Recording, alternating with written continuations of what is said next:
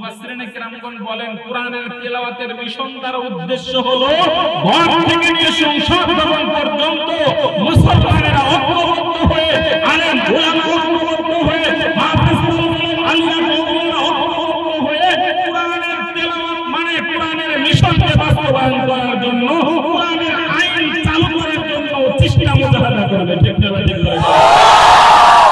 এই জন্য আমাদের লক্ষ্য রাখতে হবে এখন হিংসা বিদ্বেষ ভুলে যাওয়ার সময় ছোটখাটো কোনো বিষয় যদি থাকে এগুলো আমরা গোপনে গোপনে আলাপ আলোচনা করব।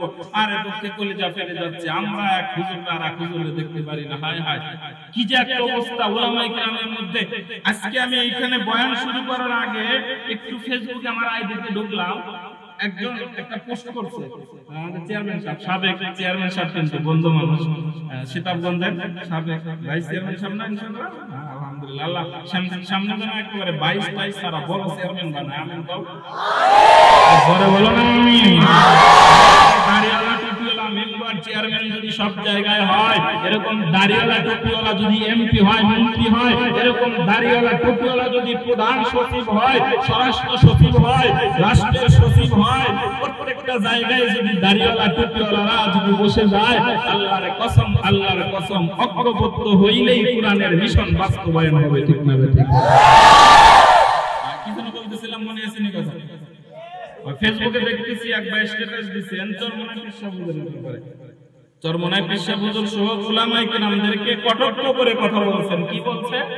যেই হুজুররা উলামায়ে কেরাম এনারা রাষ্ট্রবিজ্ঞান বোঝে না, জীববিজ্ঞান বোঝে না, উদ্ভিদ বিজ্ঞান বোঝে না, এগুলো আছে হুজুর, এই সার্টিফিকেট গুলো সিরিয়াল অনুযায়ী লিস্ট করে দিছেন যে হুজুররা এগুলো বোঝে না, তো হুজুররা রাষ্ট্র চালাবে কেমনে? আমি ওই ভাইদের জবাবে বলি, এই চরমনাই কওমি আলিয়া হিফাজত ইসলাম জামাত ইসলাম, আমরা সব ইসলাম যদি এক ইসলামের শীতল ছায়ায় ঐক্যবদ্ধ হতে পারি, আল্লাহর কসম ভিতরে ভিতরে আমাদের যদি কোনো সমস্যা থাকে আমরা উলামায়ে কেরাম মুহাব্বত আন্তরিকতা দেখিয়ে বুঝিয়ে আমরা সেই সমাধান করে নিব। আমি ওই ভাইয়ের ফেসবুকের স্ট্যাটাসের বিরুদ্ধে করে বলতেছি, তোমরা লিখতেছো যে উলামায়ে কেরামরা রাষ্ট্রবিজ্ঞান জানে না, রাষ্ট্রবিজ্ঞান পড়ে না, পররাষ্ট্র নীতি বোঝে না। আরে কুরআনুল কারীমকে তো আল্লাহ তাআলা 5টি জিনিস দ্বারা সাজাইছেন, ইতিহাস, ভূগোল, দর্শন, হুকুম, বিজ্ঞান দ্বারা। কোরআনের মধ্যে বিজ্ঞান আছে, কোরআনের মধ্যে রাষ্ট্র কেমনে চালাইতে হয় সেই নীতি আছে, কোরআনের মধ্যে সমাজ কেমনে চালাইতে হয় সেই নীতি আছে। আমি বলবো তোমাদের কথার জবাব একটাই, তোমরা শোনো, আমরা ঐক্যবদ্ধ যদি হয়ে রাষ্ট্রীয় ক্ষমতায় যদি ইসলাম চলে আসে, তোমাদের কাছ থেকে পরামর্শ নিতে হবে না। আল্লাহর কসম কোরআন থেকে মুসলমান রাষ্ট্র পরিচালনা করবে, কার কাছে ধর্ম ধরতে হবে না। ঠিক না? ঠিক করে দাও। কারণ কোরআনে এমন কিছু নাই যে কোরআনে নাই। কোরআনে শুধু নাই কোনটা, মিথ্যাটা নাই। সুবহানাল্লাহ। কোরআনে কি নাই? মিথ্যাটা নাই, তাছাড়া সবই আছে। সুবহানাল্লাহ বলবো না? কোরআনে মিথ্যাটা নাই, তাছাড়া সবই আছে। আলহামদুলিল্লাহ বলো। এই ছোট্ট একটা বাংলাদেশ চালানো চরমনাই হুজুরের জন্য ব্যাপার হলো, ছোট্ট একটা বাংলাদেশ চালানোর জন্য মামুনুল হক সাহেবের জন্য ব্যাপার হলো, ছোট্ট একটা বাংলাদেশ চালানোর জন্য জামাত ইসলামের আমির ডাক্তার শফিকুর রহমান সাহেবের জন্য ব্যাপার। আমি তো মনে করি না ইউরোপ, আমেরিকা, রাশিয়া যদি পুতিন সাহেব যদি মনে করে এত বড় চালায়, আমরা তো মনে করি হুজুররা 6666 আয়াত সিনার মধ্যে যারা ঢোকাইতে পারে, এদের যে ব্রেনওয়ালা মানুষ আর কারা হতে পারে? ঠিক না? পুতিন দাম ওরা যদি আমেরিকা চালাইতে পারে, আমরা হুজুররা কি আমাদের ব্রেন কম মনে করছো নাকি? মেয়ে আমরা ব্রেন কম মনে করছো? এই ছোট্ট একটা বাংলাদেশ আমরা চালাইতে পারবো না, বিষয়টা এমন নয়। আমাদের মধ্যে যেন ঐক্য না হতে পারে, উলামায়ে কেরাম যেন ঐক্যবদ্ধ না হতে পারে, এটাও একটা ইহুদি খ্রিস্টানরা বিভিন্ন ভাবে চক্রান্ত চালায়। তারা ভালো করে জানে যে হুজুররা যদি মোটামুটি কোনভাবে খালি মিলা যায় গো, তাহলে কোরআনের মিশন বাস্তবায়ন হবে। এই জন্য আমাদের ঐক্যবদ্ধ থাকতে হবে। আজিজ তালেবারা, আমি তোমাদেরকে ভাঙ্গাচোরা গলায় কিছু কথা বললাম, কষ্ট পাইছো বলি তোমরা? এক নম্বরে আমরা যদি সুস্থ থাকতে চাই কোরআনের কাছে আসতে হবে। কোরআনের কাছে আসার পরে আমার নিয়ত সহিশুদ্ধ করতে হবে, দুনিয়ার আশায় নয়, আখিরাতের আশায়। এইজন্য আসো আমরা ইনশাআল্লাহ এই মাদ্রাসা থেকে আমরা যারা লেখাপড়া করতেছি, আশেপাশে যত দ্বীনি মাদারিস আছে, দ্বীনের দুর্গগুলো আছে, কওমি মাদ্রাসা, আলিয়া মাদ্রাসা, আমরা দোয়া করি আলহামদুলিল্লাহ আলিয়া মাদ্রাসাগুলোর বিপক্ষে আমি না, তবে আমাদের কিছু পরামর্শ দেওয়ার দরকার তাদেরকে। প্রত্যেকটা আলিয়া মাদ্রাসার পাশে একটা করে হেফজখানা নুরানি মক্তব রাখতে হবে। যদি কেউ আলিয়া থেকে পড়তে চায় বাধ্যতামূলক করো যে তুমি হেফজখানায় পড়বা, নুরানি পড়বা, কোরআন সহিহ শুদ্ধ করে। তোমার যদি মনে চায় আলিয়াতে পড়ো, তবে একদিনের জন্য পাঞ্জাবি টুপি ছাড়া ক্লাসে আসতে পারবা না।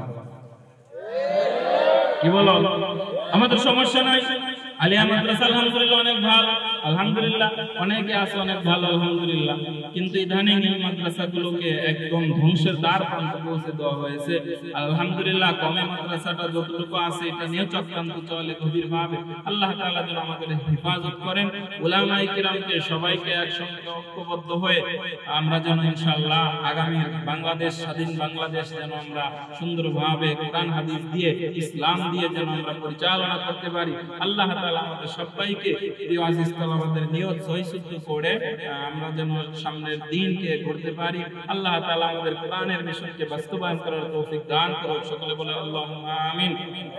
আর যদি কেউ কষ্ট পেয়ে থাকে আল্লাহর রাস্তায় ক্ষমা দৃষ্টিতে দেখবা। আর বিশেষ করে আবার বলছি, ওই হাদিসটা বারবার মনে করবা যে আলেম, হাফেজ, কারি, জিহাদি, মুজাহিদ, দানবীর এদেরকে দিয়ে জাহান্নাম উদ্বোধন করা হবে। হাদিস 2283 নম্বর, 2382 নম্বর হাদিস তিরমিজি শরীফের। রাসূল বলছেন, আবু হুরায়রা রাবী, ওই হাদিসটা বারবার মনে করবা। এই হাদিস যদি আমরা মনে করতে পারি তবে আমাদের ঐক্যবদ্ধ হওয়া সম্ভব। আমি একটা ঐক্যবদ্ধ না হওয়ার একটা কারণ হিসাবে আমার মাথায় যতটুকু ধরে, আমি কাউকে বড় বড় উলামায়ে কেরামদেরকে নিয়ে আমি কখনো বাজে মন্তব্য করি না, করবো না। তবে আমার মনে হয় আমাদের মধ্যে কিছু ছাড় দেওয়ার মন মানসিকতা থাকতে হবে। ছাড় দেওয়ার মন মানসিকতা না থাকার কারণে আজকে আমরা উলামায়ে কেরাম এত দল হয়ে গেছে, ইসলামিক দল বেশি হয়ে যাচ্ছে। আমাদের মধ্যে ছাড় দেওয়ার মনোভাব নাই। সাধারণ আপনারা দেখবেন এই কথাটা বাস্তবমুখী কথা। আমি বলি ঐক্যবদ্ধ না হওয়ার কারণ এটাও, ক্ষমতার যে একটা লোভ, লালসা, এটা আমার মনে হয় আমাদের মধ্যে কিছুটা কাজ করে। যে আমি যদি ওনার সাথে মিলে যাই তাহলে হয়তো উনি প্রধানমন্ত্রী হয়ে যাবে, আমাকে তো মনে হয় একেবারে পাক মন্ত্রণালয়ের দায়িত্ব দিয়ে দেবে। এরকম মনোভাব আনা যাবে না। আমাদের মধ্যে এই সমস্যাগুলো হচ্ছে। আপনাদের দিনাজপুরের কথা নয়, আমি আমার গাজীপুর, ঢাকার কথা বলি। একটা ইউনিয়নের উলামায়ে কিরামের উলামা পরিষদ আছে, একটা থানার উলামায়ে কিরামের পরিষদ আছে, সেই ওয়ার্ডের আছে আমাদের কি বলে, আমি তো গাজীপুর মহানগরের 2 নং ওয়ার্ডে থাকি। এই 2 নং ওয়ার্ডে উলামায়ে কিরামের একটা কমিটি আছে, সভাপতি আছে, সেক্রেটারি আছে, আবার থানা ভিত্তিক একটা কমিটি আছে, জেলা ভিত্তিক একটা কমিটি, এরকম বিভিন্ন জায়গা আপনাদের এলাকায় হয়তো বা আছে, আমি মনে করি আলহামদুলিল্লাহ। সত্যি কথা যেটা, এটা বলতে বাধ্য হচ্ছি, ঐক্যবদ্ধ হতে পারছি না কেন?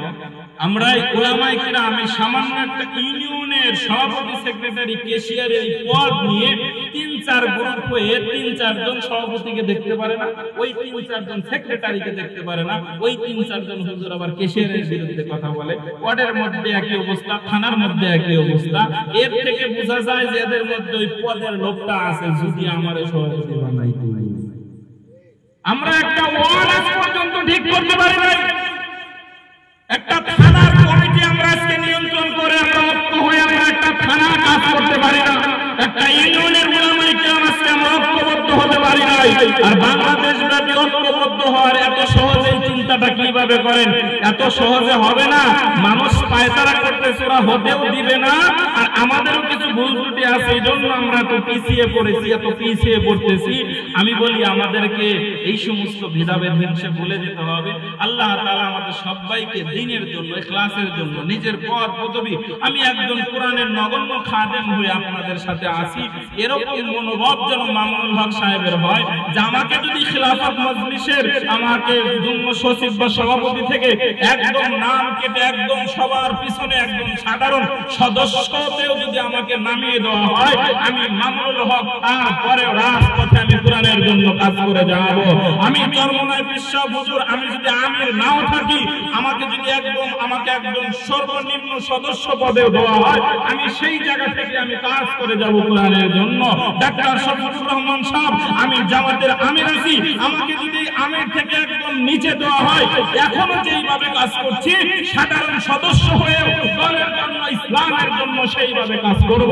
এরকম মনোভাব যদি আমার আপনার মধ্যে আনতে পারি, আমি মনে করি উলামায়ে কিরামের ঐক্য হতে বেশি সময় লাগবে না, ইনশাআল্লাহ। বলো আল্লাহ তাআলা আমাদের সবাইকে আমল করার তৌফিক দান করুন। সকলে বলি আল্লাহুম্মা আমিন।